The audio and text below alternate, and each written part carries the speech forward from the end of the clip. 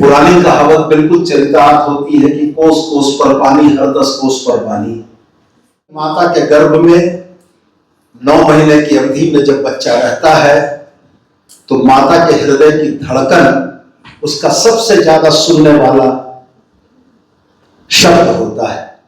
और आपको जानकर यह आश्चर्य, मदर टंग की बात होती है, फादर टंग की बात नहीं होती है, मातृभाषा की बात होती है, दूसरी भाषा की बात नहीं होती। मैं गिरिडीह से आता हूं, हमारी स्थानीय भाषा खोरठा है और खोरठा में पिछले 30-40 वर्षों में जो क्षरण हमने देखा है वह क्षरण तभी दूर हो सकता है कि जब हमारे बच्चों को हमारी क्षेत्रीय भाषाओं में भी शिक्षा प्राप्त हो।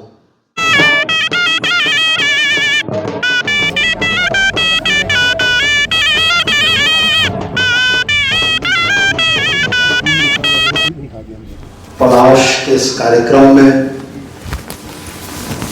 हमारे चाणक्य में इस सभागार में उपस्थित विभागीय सचिव महोदय, यहाँ उपस्थित तमाम शिक्षाविद, विशेषज्ञ और पुनः हृदय तल से स्वागत और आभार उन प्रतिभागियों का जो आज झारखंड की इस पावन धरा पर चलकर आए हैं।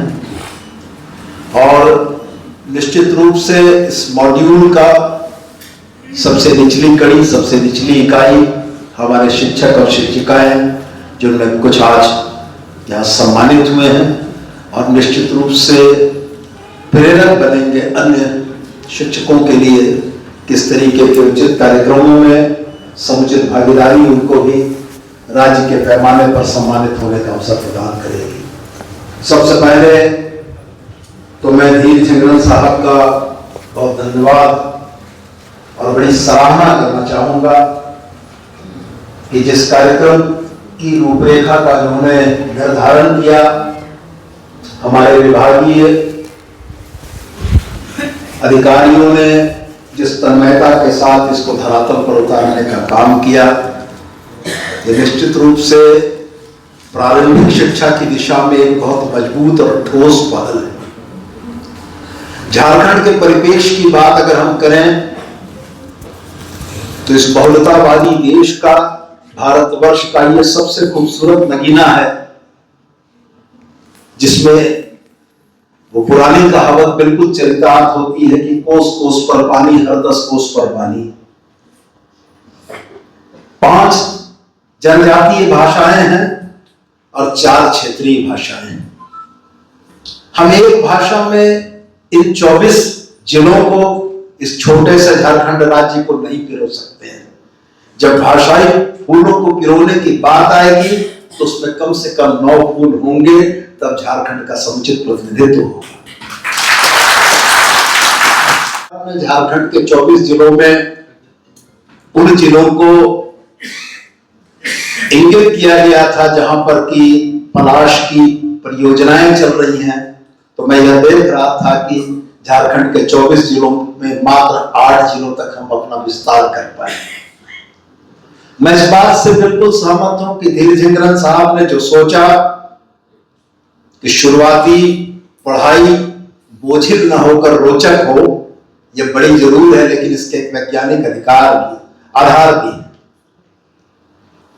मैं आपको याद दिलाना चाहूंगा कि माता के गर्भ में 9 महीने की अवधि में जब बच्चा रहता है तो माता के हृदय की धड़कन उसका सबसे ज्यादा सुनने वाला शब्द होता है।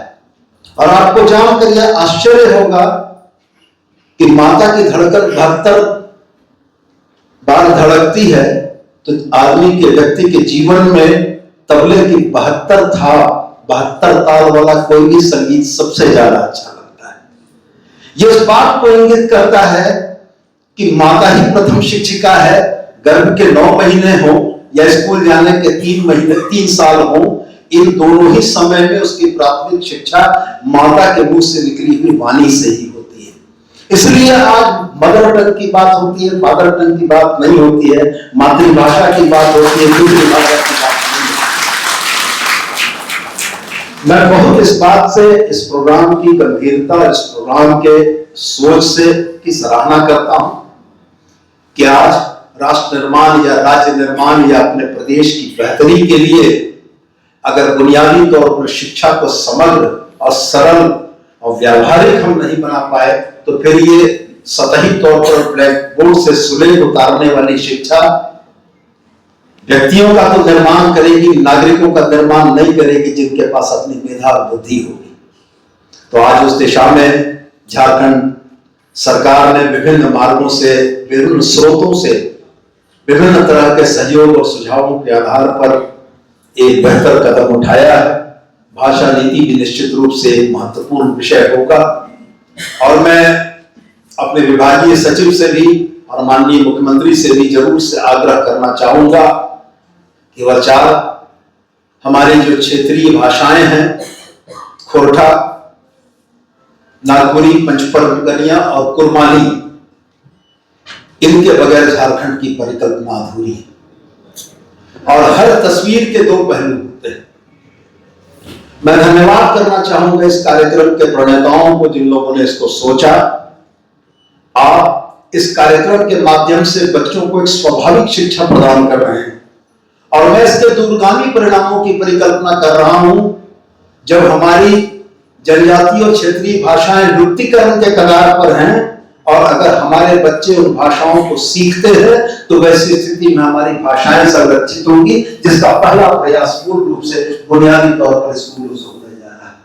मैं इस बात के लिए बड़ा चिंतित रहता हूं। मैं गिरिडीह से आता हूं, हमारी स्थानीय भाषा खोरठा है और खोरठा में पिछले 30-40 वर्षों में जो क्षरण हमने देखा है वह क्षरण तभी दूर हो सकता है कि जब हमारे बच्चों को हमारी क्षेत्रीय भाषाओं में भी शिक्षा प्राप्त हो। एक छोटा सा उदाहरण मैं देना चाहूंगा। शब्दों के साथ उच्चारण की भी शुद्धता के बड़े मायने होते हैं। हिंदी में यदि चार कहा जाता है तो खोरठा में उसको चाइयो कहते हैं। हिंदी में अगर देखना कहा जाता है तो खोरठा के शुद्ध उच्चारण में हम उसको देखे कहते हैं। लेकिन यह विशिष्टता जब तक बच्चे को उसकी भाषा में शिक्षा नहीं दी जाएगी तब तक ये विशिष्टता नहीं सीख पाएंगे और अगर ये विशिष्टता नहीं सीख पाएंगे तो हमारे भी भाषाएं संग्रहालयों में संरक्षित होगी, आम बोलचाल की भाषा में संरक्षित नहीं होगी। तो मैं पुनः आपसे आग्रह करना चाहूंगा कि उन 5 जनजातीय भाषाओं के संरक्षण की दिशा में किए गए बेहतर कामों की पुनरावृत्ति हो, उसके क्षेत्र का विस्तार हो, 4 क्षेत्रीय भाषाओं को वही अवसर प्रदान हो और झारखंड के ये 24 जिले जहां सिर्फ अभी 8 जिलों में यह कार्यक्रम चल रहा है, बाकी के 16 जिलों में कार्यक्रम चले और समग्र रूप से झारखंड की 5 जनजातीय और 4 क्षेत्रीय भाषाओं को संरक्षित करने की दिशा में भी राज्य एक बेहतर कदम उठाए और हम आप इससे सहभागी बने और विभिन्न राज्यों से जो आगंतुक अतिथि चलकर हमारे राज्य में आए हैं, मैं उनका भी अंतर्गत से स्वागत करता हूं और यह उम्मीद करता हूं कि इस 2 दिन के समुद्र मंथन से आपके राज्य की बेस्ट प्रैक्टिसेस को झारखंड राज्य निश्चित रूप से स्वागत करेगा और अंगीकार करेगा और हम यह प्रयास करेंगे कि आपके अनुभवों का लाभ हमारे बच्चों को, हमारी स्कूली शिक्षा को मिले। बहुत बहुत धन्यवाद इस कार्यक्रम में आमंत्रित करने के लिए। पुनः आपके मार्गदर्शन के लिए